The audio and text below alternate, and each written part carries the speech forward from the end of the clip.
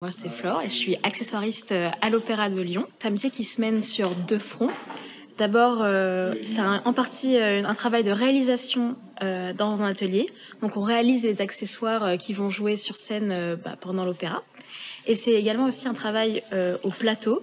Donc, il y a une gestion des accessoires et la manutention aussi de ceux-ci sur la scène.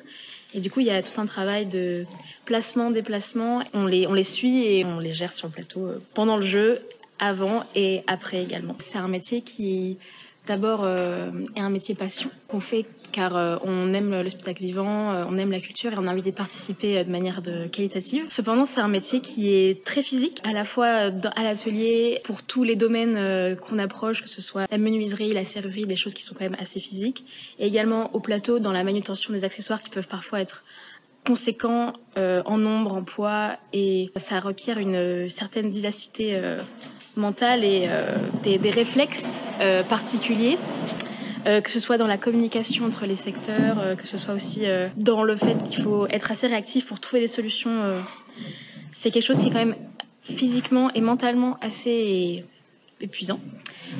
Et du coup, avec la réforme des retraites, c'est tout à fait incompatible d'imaginer mener ce rythme sur autant de temps. On ne peut pas espérer avoir un résultat dont on pourrait être fier, un résultat qui puisse satisfaire également les spectateurs et les metteurs en scène et l'équipe créative dans les conditions qui nous seront imposées pour avoir une retraite à taux plein. Le but, c'est pas non plus d'arriver épuisé à la fin de sa vie, même si c'est un métier pour lequel on se passionne.